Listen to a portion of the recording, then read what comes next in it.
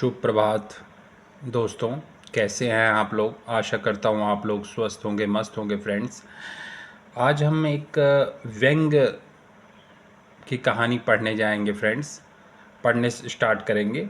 और हिंदी में जिन विद्यार्थियों को या जिन लोगों को समस्याएं पैदा होती हैं पढ़ने में, कुछ समझने में, तो उसके लिए ये वीडियो उनके लिए बहुत लाभदायक है। फ्रेंड्स, ठीक है, चलिए स्टार्ट करते हैं। एक नई प्रजाति के भिखमंगे। अब देखते फ्रेंड्स, ये नई प्रजाति के भिखमंगे कौन होते हैं। राजनीतिक हमारे सामाजिक एवं राष्ट्रीय परिवेश में विशेष महत्व रखते हैं। समर्थ तथा सदाचारी नेता जहां समाज व राष्ट्र को प्रगति के पथ पर ले जाते हैं, वहीं भ्रष्ट राजनीतिक अपराध व असामाजिकता को बढ़ावा देते हैं। प्रस्तुत व्यंग्य ऐसे ही राजनीतिज्ञों के विकास को बाधित करने हेतु प्रेरित करता है। चलिए फ्रेंड्स, आगे देखते हैं कि किस प्रकार के भिखमंगे हैं। सॉरी फ्रेंड्स, भिखमंगे तो आपने देखे ही होंगे। गली बाजार में, मंदिर मस्जिद के आसपास, रेल बसों आदि में, और किसी ना किसी भिखमंगे ने कभी ना कभी, कहीं ना कहीं आपके सामने अपनी भीख का कटोरा बढ़ाकर या अपना हाथ फैलाकर ईश्वर के नाम पर आपसे रुपया मांगा होगा, और आपने उसकी हालत और गरीबी पर तरस खाकर दे दिया होगा। इसलिए भिखमंगा शब्द आपकी ज़ुबान पर आते ही आपकी आँखों के सामने किसी फटे पुराने वस्त्रों में लिपटे, हाथ में कटोरा लिए हुए किसी लाचार से व्यक्ति की छवि उभर आती होगी। इस तरह आप निश्चिंत हो जाते होंगे कि भिखमंगे का बस यही रंग रूप और साज सज्जा होती है। मगर साहब, सच मानिए, यह तो भिखमंगों की अति साधारण सी प्रजाति है जिससे आप वाकिफ़ हैं। पिछले कुछ सालों से हमारे देश में भिखमंगों की एक विशेष प्रजाति पैदा हो गई है। इस प्रजाति के भिखमंगे अपना विशेष सामाजिक स्थान और मान रखते हैं। इनमें साधारण किस्म के भिखमंगों जैसा कोई लक्षण नहीं पाया जाता है। सबसे बड़ी बात तो यही है कि आप इन भिखमंगों को आसानी से पहचान भी नहीं सकते हैं। ये वे भिखमंगे हैं जो खाते पीते तन बदन पर देसी घी की अच्छी खासी चर्बी चढ़ने के बावजूद महंगी खादी के चमचमाते दूधिया वस्त्र पहनकर भीख के व्यवसाय को संपन्न करते हैं। उस पर भी आपने हाथों में छोटा बड़ा कटोरा लेकर नहीं, बल्कि मजबूती सिलवाई गई कपड़े की बड़ी बड़ी थैलियां लेकर, इन भिखमंगों की तो बात ही निराली है। सही बात है फ्रेंड्स।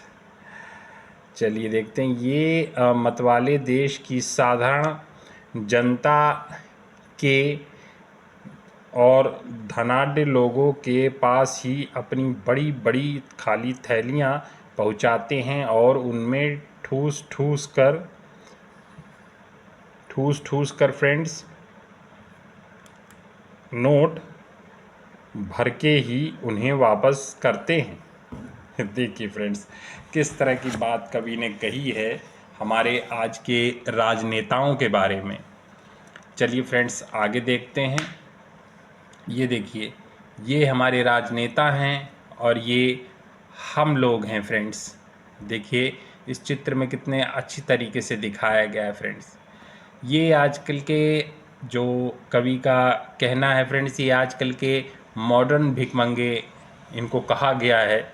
हालांकि ऐसा नहीं होता, अच्छे लोग भी होते हैं, लेकिन बस वही है कि उनकी तादाद कम होती है फ्रेंड्स। चलिए आगे देखते हैं। असल में ये हमारे देश के पूंजीपतियों के स्टैंडर्ड के भिखमंगे होते हैं। छोटे मोटे लोगों से भीख मांगना तो इनके लिए कुएं में डूब मरने वाली बात होती है। लाखों करोड़ों का माल डकार कर भी हमेशा भूखी बकरी की तरह मिमियाते रहते हैं और आए दिन किसी ना किसी के सामने झोली फैलाए रहते हैं। सही बात है फ्रेंड्स। चलिए आगे देखते हैं। इस प्रजाति के भिखमंगों की संख्या भी दिन प्रतिदिन खरपतवार की तरह बढ़ती जा रही है। इनकी बढ़ती हुई संख्या को ध्यान में रखते हुए यह कहना कतई गलत नहीं कि यदि स्थिति यही रही तो एक दिन समस्त आर्थिक शक्तियां इनकी दास बनकर रह जाएंगी तथा हम साधारण देशवासी इन बड़े भिखमंगों के सामने भिखमंगे बनकर खड़े नजर आएंगे।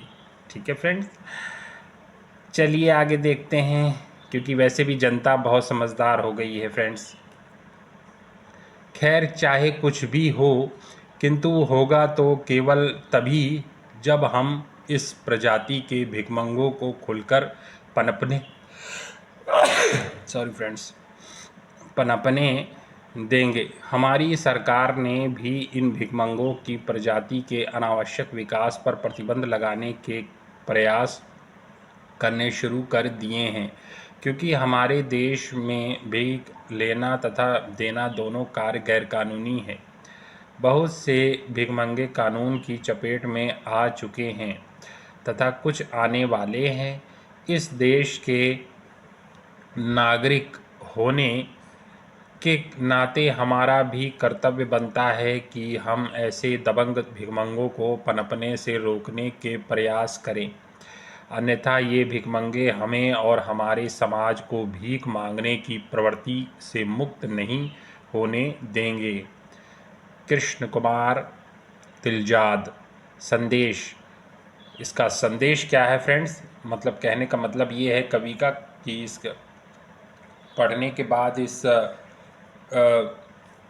कहानी का क्या मतलब अर्थ निकला। देखिए संदेश क्या है कि भ्रष्ट राजनीतिज्ञ समाज व राष्ट्र के लिए विष हैं फ्रेंड्स। और सही बात है, करोड़ों लाखों का घोटाला, अरबों का घोटाला करके जनता की गाढ़ी कमाई से ये भ्रष्ट राजनीतिज्ञ अपना घर भरते हैं फ्रेंड्स, और जनता वही जहाँ थी वहीं उसी हाल में रह जाती है फ्रेंड्स। इसके बारे में हमें और आपको सोचना होगा फ्रेंड्स आज का लेसन, आज का पाठ आपको कैसा लगा ये कमेंट बॉक्स में कमेंट करके बताइएगा। और कोई भी शब्द आपको समझ में ना आया हो या पढ़ने में कुछ और दिक्कत हो या मैं कुछ और सुधार करूं आपके लिए, ये कमेंट बॉक्स में कमेंट करके ज़रूर बताइएगा फ्रेंड्स। आपका दिन शुभ हो। धन्यवाद।